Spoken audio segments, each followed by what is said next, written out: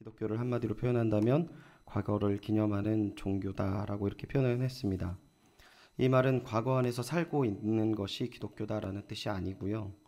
과거에 여호와께서 그들을 위해 행하신 일을 기억하며 그 은혜에 합당하게 살아가는 종교다라는 겉면을 담겨 있는 표현입니다.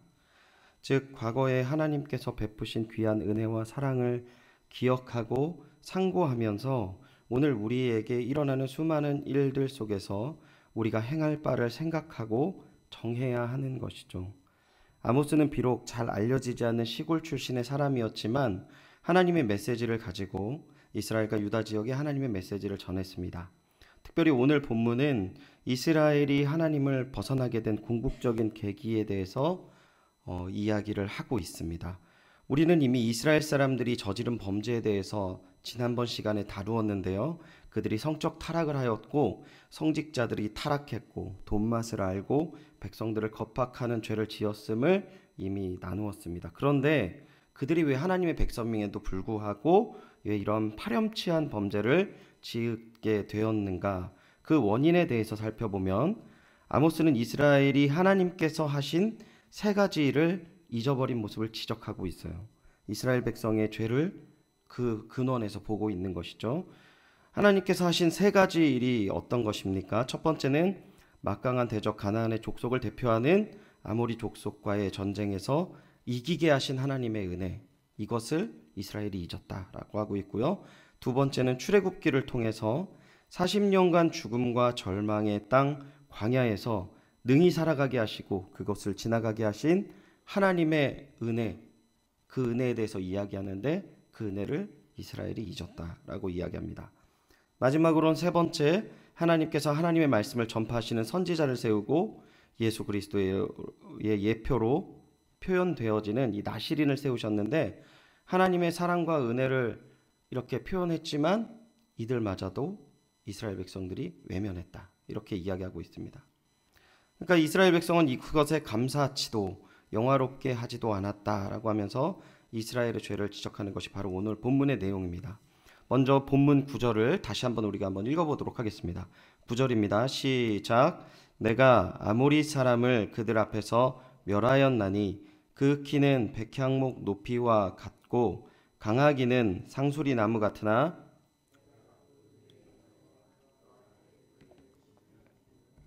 아멘. 오늘 본문에서 아모리 사람을 이렇게 비유한 표현들이 있어요. 뭘 비유했죠? 나무랑 비유를 했습니다. 어떤 나무입니까? 백향목입니다. 백향목은요, 아주 길이가 긴 나무를 표현해요. 상징하는 나무입니다. 상수리 나무는 어떠냐면 둘레가 굉장히 두꺼운 나무를 상수리 나무라고 합니다. 그러니까 민수기 13장 33절에서 열정탐꾼이 이야기했던 아모리 족속을 보고 네피림의 후손이다 라고 이야기하면서 이스라엘 족속은 어떤 족속인 어떤 모습이냐 메뚜기와 같다라고 하는 이 표현을 했던 그런 비유처럼 자신의 그 생각보다도 너무나도 장대하고 크고 힘이 센 족속들을 아모리 사람으로 표현하고 있습니다. 이 아모리 족속을 본 이스라엘 백성들은 열 정탐꾼에 대한 보고만으로 사기가 꺾였고요. 애굽으로 돌아가자라고 이 애걸복걸을 했습니다. 그런데 그러한 사람들과 전쟁을 할 때 당연히 이스라엘은 질 수밖에 없었지만 그들과의 전쟁에서 승리를 하였다라고 하는 것이 역사적인 사실이라는 것이죠. 이러한 사실 속에서 이스라엘 사람들은 하나님께 감사와 찬양을 드리는 게 마땅하지만 이 사실을 외면하고 오늘 살고 있었다. 이렇게 이야기를 하는 것이죠. 그들이 하나님을 외면한 증거가 무엇입니까? 지금 선지자 아모스가 아모리 족속을 무엇과 비교했다고 제가 말씀드렸습니까? 백향목과 상수리 나무라고 비교하고 있다라고 지금 말씀드렸습니다. 이것은 아모리 그 백성들이 만들어서 섬겼던 우상들을 만드는 재료의 나무들이었어요. 그러니까 이들이 이길 수 없었던 아모리 족속을 이기게 하신 하나님을 이스라엘 땅에서 가나안 땅에서 열심히 섬겼던 것이 아니라 그 전쟁에 이기고 가나안 족속들 다 쫓아내고 그 땅에서 살아갈 때 어떻게 살았다고요? 아모리 족속의 우상들을 자기 신으로 섬기고 살았음을 지적을 하고 있는 표현입니다. 대부분의 믿음의 사람들이 세상에 상처받고 또한 경험해보지 못한 세상에서 경험해 보지 못한 사랑을 하나님께 받고 신앙생활을 하죠. 또한 우리의 삶을 그러한 생활 속에서 세상 사람들과 똑같이 되기 위해서 그 은혜를 받고 살아가는 것이 아니라 그 이상의 삶을 기대하고 살아가지 않습니까?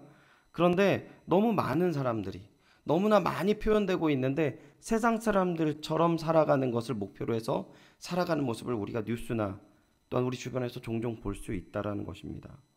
오늘 우리는 주님께서 세상이 줄 수 없는 사랑과 위로를 받았음을 기억하면서 그 오늘을 살아갈 때 하나님만 섬기고 하나님께 영광 돌리는 주의 자녀가 되어야 된다라는 것을 아모스 선지자는 이야기하고 있는 것입니다. 두 번째, 아모스 선지자는 출애굽 사건을 잊지 말아야 된다라고 이야기하는데요. 본문 10절입니다. 제가 다시 읽어드릴게요. 내가 너희를 애굽 땅에서 이끌어내어 40년 동안 광야에서 인도하고 아모리 사람의 땅을 너희가 차지하게 하였고 라고 이야기하고 있습니다. 이 선지자가 지금 출애굽 사건 중에 어떠한 사건을 이야기하냐면 특별히 살 수 없는 땅 광야에서 살게 하신 하나님의 은혜에 대해서 이야기하고 있습니다. 얼마 동안 살았다고요? 40년 동안 살았다라고 얘기합니다. 광야에서 40년 동안 아무 준비 없이 산다라는 것은 이 인간의 지혜나 이성으로는 맞지 않는 내용인 거죠. 그리고 이 세상의 지식으로 이해할 수 없습니다. 이 9절과 10절 이야기하면서 이 출애굽 안에 있는 두 가지 사건, 아모리 족속을 이기게 한 사건과 이 광야를 건너게 하는 사건을 이야기하면서 이 두 가지 이야기를 하면서 강조하는 것이 있어요. 그게 뭡니까? 우리는 주님만으로 살 수 있다라고 이야기하는 것이에요. 하나님의 백성은 뭐로만 살 수 있다고요? 하나님으로만 살 수 있다라고 이야기하고 하나님으로만 살아야 된다라고 이야기하는 것입니다. 그럼 그렇게 어떻게 살아야 돼요? 이미 이야기했습니다. 시내산에서 언약을 맺을 때 하나님의 백성들을 어떻게 살아야 되는지 분명히 다 이야기를 했어요. 그런데 이스라엘 백성들이 그러한 삶을 살기를 거절했다라는 것이죠. 우리는 이미 오랜 시간 동안요 하나님의 말씀을 배우고 살았습니다. 그리고 하나님을 경험한 귀한 주님의 사람들입니다. 이미 우리는 알고 있어요. 어떤 것이 믿음의 삶인지 우리는 알고 있습니다. 그런데 아이러니하게도 오늘날에도 신앙생활을 할 때 우리는 남을 쳐다볼 때 뭐라고 합니까? 저 사람 하나님처럼 하나님의 사람처럼 살아야 되는데 저렇게 살면 안 되는데라고 쳐다보지만 정작 내가 그 길을 가지 않는 것이죠. 그러한 부분들을 이스라엘 백성들 똑같이 살았어요. 이미 다 알고 있었지만 그러한 삶을 사는 사람들이 없었다라고 이야기하는 것입니다. 마지막으로 아모스 선지자는 어떠한 모습을 지적하고 있습니까? 11절 우리 같이 한번 읽어보겠습니다. 11절입니다. 본문 11절 같이 한번 읽어보도록 하겠습니다. 시작. 또 너희 아들 중에서 선지자를 이스라엘 자손들아 과연 그렇지 아니하냐 이는 여호와의 말씀이니라. 아멘. 선지자의 뜻이 무엇입니까? 하나님의 뜻, 하나님의 말씀을 선포하는 사람들이 선지자입니다. 하나님께서는 그 선지자를 그의 백성에게서 일으켰다라고 이야기합니다. 이거는 믿음의 사람들이 삶의 방향을 이미 하나님께서 알려주셨지만 또한 그 시기에 따라서 뭘 하셨습니까? 믿음의 사람들에게 디테일하게 선지자를 통해서 하나님의 뜻을 전했다라는 뜻이에요. 또 나시리는 어떤 사람입니까? 하나님 앞에서 경건하게 사는 사람들을 이야기합니다. 하나님께서 나시린을 세우신 것은 헌신적이고 희생적인 하나님의 뜻에 따라 살아가는 자들에게 어떤 여호와의 축복이 임하게 되는 것을 이 사람들 가운데서 보여주는 것이에요. 그런데 그들을 그곳에서 우리 가운데서 공동체 가운데서 자녀들 가운데서 세우시겠다 말씀하신 거예요. 이거 하나님의 어마어마한 축복인 것입니다. 왜 그렇습니까? 하나님의 말씀을 삶에 보여주는 사람들이 우리 주변에 있다라는 거예요. 끊임없이 하나님의 말씀을 전해주는 사람이 있을 뿐만 아니라 우리의 자녀 가운데, 우리 주변 가운데 하나님의 말씀을 삶으로 보여주는 사람들을 내가 너희들에게 일으켜 주겠다라고 말씀하시는 것이죠. 그런데 이스라엘 백성들의 태도가 어떠하죠? 너무 중요한 표현이기 때문에 12절을 같이 한번 읽어보겠습니다. 12절입니다. 시작. 그러나 너희가 나실 사람으로 포도주를 마시게 하며 또 선지자에게 명령하여 예언하지 말라 하였느니라. 아멘. 이 12절 본문은요, 어마어마한 반전은 표현입니다. 이게 뭐 한글로는 그냥 그러나 너희는 그렇지 않았어 이렇게 얘기하지만 굉장한 반전을 이야기하는데 그 표현 시작이 그러나라고 표현되고 있어요. 그러니까 이 그러나라는 표현은 이스라엘의 백성의 태도가요, 하나님과는 정반대되는 방향으로 표현하고 있다라는 것을 보여주고 있어요. 조금도 하나님의 방향과 맞추지 않고 완벽하게 반대되는 방향이다 이렇게 표현하는 것이죠. 첫 번째, 나시린에게는 어떤 행동을 합니까? 포도주를 마시게 하며 라고 이야기합니다. 나시린에게는 세 가지 대표적인 준수사항이 있어요. 첫 번째는 포도주나 독주를 마시면 안 된다. 두 번째는 머리에 삭도를 대면 안 된다. 세 번째는 뭡니까? 시체를 만지면 안 돼요. 그런데 그들이 어떻게 했습니까? 가장 접하기 쉬운 죄죠. 뭡니까? 포도주를 마시게 했다 이렇게 표현하고 있어요. 한글 성경에는 그냥 포도주를 마시게 했다라고 표현하고 있는데 이 원어적인 표현에서는 이 포도주를 마시게 했다라는 건 뭐냐면 입을 벌려서 강제로 마시게 하는 표현과 똑같은 표현이에요. 거절을 하는데 잡아놓고 입을 벌려서 지금 포도주 붓고 있는 표현입니다. 더 놀라운 건 뭐냐면 이게 어려운 표현으로요, 미완료형으로 표현되어 있어서 무슨 표현이냐면 한 번 그런 게 아니라 보면 잡아다 그렇게 한 거예요. 나실이 보면 잡아다가 반복적으로 계속 그렇게 한 거예요. 사람들 앞에서 반복적으로 끊임없이 그렇게 표현을 한 것인 거죠. 그래서 그러면 왜 이스라엘 백성에게 왜 이런 나쁜 행동을 하게 되었는지 생각해 보면요, 하나님 앞에 구별되었다라는 것이 사실은 눈에 거슬린 거예요. 왜 그렇습니까? 제가 나시린을 표현할 때 뭐라고 얘기했죠? 하나님 말씀을 삶으로 표현하는 사람. 그게 제가 계속 걸리는 거예요. 왜 걸립니까? 나시린의 모습을 통해서 비교될 수 있어요. 내 자신이 잘못됐구나. 비교될 수 있는 거죠. 대표적으로 어떤 모습이 있냐면 사무엘상 15장 22절에 보면 사무엘이 사울에게 권면을 해요. 뭐라고 권면합니까? 너무나 유명한 표현인데요. 제사보다 뭐가 중요하다고요? 순종이 더 중요하다고 얘기를 해요. 우리 이 사건 사무엘상 15장 사건 여러분 잘 아시는데 아말렉 족속을 사울이 다 진멸하고 돌아와서 뭘 데리고 옵니까? 모든 양과 염소. 진멸했다라는 표현은요, 다 죽이는 거예요. 그냥 남녀노소 양들 살아있는 거는 다 죽이는 그 명령을 받고 아가 왕도 살려오고 아말렉 왕도 데리고 오고, 왜냐면 나중에 계산해서 돈으로 받으려고 왕도 살려오고 좋은 거 괜찮은 거는 다 잡아왔어요. 그러니까 이게 무슨 소리입니까? 사무엘이 물으니까 여호와께 제사를 드리기 위해서 지금 갖고 왔습니다라고 얘기를 하는 거죠. 그러니까 뭐라고 얘기합니까? 순종이 제사보다 중요합니다. 이렇게 얘기를 하는 거죠. 이 대표적인 나실인이 사무엘인데요, 이 단적인 모습을 보여주고 있는 거예요. 그러니까 지금 아모스 선지자가 표현하는 것은 막 나실인이면 잡아다가 이렇게 포도주 붓고 막 비웃고 막 괴롭히고 이런 장면을 이야기하고 있는데, 여러분 보십시오. 시대상 상황이 어디서부터 시작되냐면 이 사울은 이 사무엘로부터 이렇게 찔림을 받는 모습을 표현하고 있지만 그 이후 왕국이 진행되면서 어디까지 타락을 해갑니까? 아예 그런 모습 꼴도 보기 싫은 거예요. 그러니까 막 지워버리려고 하는 거죠. 너무 놀랍게도요, 잊지 말아야 될 건 뭐냐면 이 사람들이 제사 드리는 사람이라는 거예요. 이 사람들이 하나님에 대해서 알고 있는 사람들이라는 겁니다. 그러니까 이 사람들이 원하는 건 그거였어요. 예수님 믿되 적당하게 믿는 거예요. 예수님 믿되 선만 지키면 되는 거예요. 그런데 이 나실은 보면 어떻습니까? 내 삶이 찔리는 거예요. 그게 싫은 거죠. 그 모습을 이야기하는 것이죠. 제가 얼마 전에 한 안수 집사님 알고 지냈던 이제 예전에 사역했던 교회 안수 집사님이 연락이 왔어요. 자녀 문제로 잠깐 상담을 요청해서 잠깐 만나서 말씀을 나눴는데 어떤 내용인지 얘기를 들어보니까 자녀가 신학교에 가겠다고 이렇게 얘기를 하더라고요. 근데 그 얘기를 하시는데 이분이 울컥하시면서 얘기를 하시는 거예요. 그 자신의 자녀가 딱 아버지 나 그 신학교 가고 싶습니다. 딱 이렇게 얘기했을 때 그러니까 간신히 눈물을 참았다고 얘기하시더라고요. 그래서 왜요, 집사님? 뭐 때문에 그렇습니까? 라고 얘기하니까 이 아이들 아이를 주신 하나님의 은혜, 그리고 키우게 하신 하나님의 은혜 너무 감사한데, 이 아이가 커서 하나님 만나서 하나님의 사람이 되겠다라고 고백하는 게 너무 감동스러웠대요.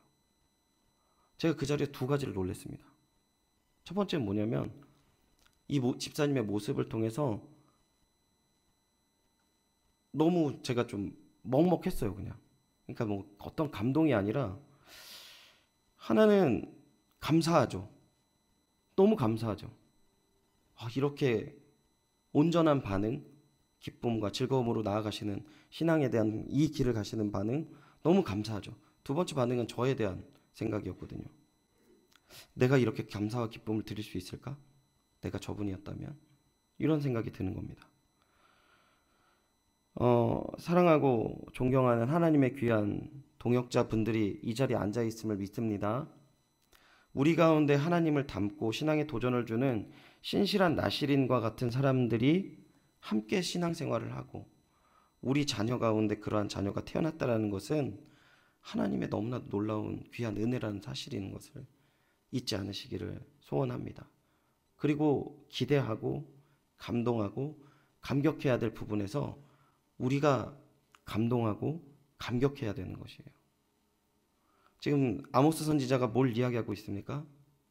하나님의 은혜로 시작했던 너희들이 철저하게 세상의 기쁨과 기대로 흘러가고 있는 이스라엘 모습을 이야기하고 있습니다. 근데 이해할 수 없는 그 하나님의 은혜, 오늘도 여전히 있다라는 것이죠. 하나님의 백성으로 선한 삶을 살고 있는 자녀들이 있다면 하나님에게 감사와 기쁨 우리가 올리고 또한 그 기쁨을 나누는 귀한 주님의 종들이 되기를 소원합니다. 이 은혜가 우리 가운데 가득하기를 소원합니다. 마지막으로 그들이 선지자 이불을 막는 범죄를 저질렀다고 합니다. 수많은 하나님의 명령을 듣지 않았다라는 것이죠. 하나님의 말씀, 그 말씀을 듣지 않겠다라는 것입니다. 그들의 결론은 뭡니까? 하나님 우리와 함께 하시지 않겠다라는 것과 마찬가지인 것이죠.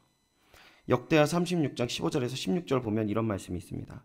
그 조상들의 하나님 여호와께서 그의 백성과 그 거하시는 곳을 아끼사 부지런히 그의 사신들을 그 백성에게 보내어 이르셨으나 16절 그의 백성이 하나님의 사신들을 비웃고 그의 말씀을 멸시하며 그의 선지자를 욕하여 여호와의 진노를 그의 백성에게 미치게 하여 회복할 수 없게 하였으므로 라고 얘기합니다. 하나님께서 선지자를 보냈는데 백성들이 어떻게 합니까? 비웃었습니다. 말씀을 멸시하고 욕했다라고 이야기하고 있어요. 이사야 30장 10절에 보면 그들이 선견자들에게 이르기를 선견하지 말라, 선지자들에게 이르기를 우리에게 바른 것을 보이지 말라, 우리에게 부드러운 말을 하라, 거짓된 것을 보이라, 이렇게 이야기했다라고 이야기하고 있습니다. 하나님의 말씀을 거절하는 이스라엘 사람들, 하나님의 사람을 진멸시키려는 이스라엘, 그리고 하나님께서 이길 수 없는 승리를 주신 것을 잊어버리고 살 수 없는 곳에서 40년을 살게 하신 하나님의 보호와 인도를 잊어버린 이스라엘에게 하나님께서는 어떻게 벌하십니까? 13절입니다. 13절 같이 한번 읽어보겠습니다. 본문 13절입니다. 시작. 보라, 곡식단을 가득히 누림같이 내가 너희를 누르리니. 마차가 이제 곡식을 많이 신으면 이렇게 지나가면 바퀴 자국이 당연히 남습니다. 뭐 요즘이야 아스팔트지만 예전에 흙길을 누르는, 이게 흙을 누름같이 누른다라고 얘기했는데 명확하게 보이지 않습니까? 이 눌림의 의미가 어떤 의미인지 14절부터 쭉 표현되고 있습니다. 빨리 다름박질한 자도 도망할 수 없으며 강한 자도 자기 힘을 낼 수 없으며 용사도 자기 목숨을 구할 수 없으며.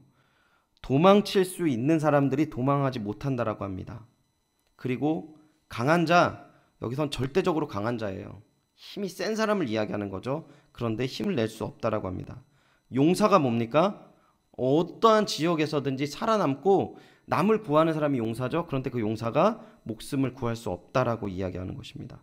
15절 활을 가진 자도 설 수 없으며 발이 빠른 자도 피할 수 없으며 말 타는 자도 자기 목숨을 구할 수 없고. 16절 용사 가운데 그 마음에 굳센 자도 그날에는 벌거벗고 도망하리라. 여호와의 말씀이니라.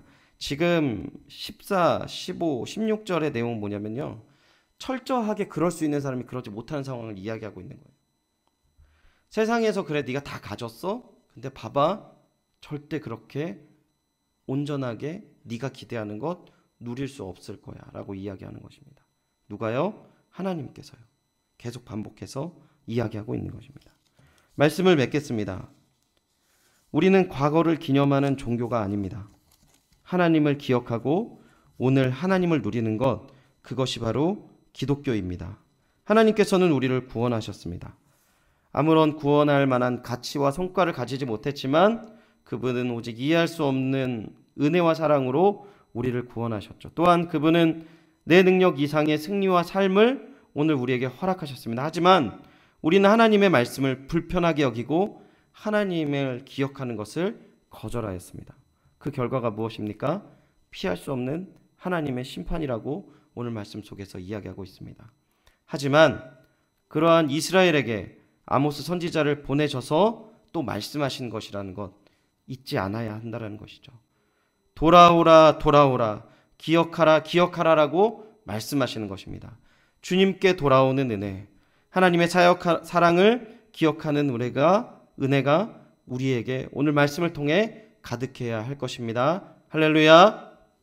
이 자리에 계신 한 분 한 분의 모습을 통해서, 우리 연희교회를 통해서 하나님의 살아계심과 구원하심이 이스라엘 백성을 통해서 드러나지 못했다면 오늘 우리 이 자리에 계신 분들, 그리고 우리 교회를 통해서 드러나야 할 줄 믿습니다. 또한 드러남 뿐만 아니라 이 땅에 다시금 하나님의 그 귀한 은혜와 사랑으로 가득 차신 그 하나님의 새로운 부흥의 시대를 우리가 꿈꾸며 또한 이 사역에 동참하는 귀한 은혜와 사랑이 가득하시길 축원드립니다.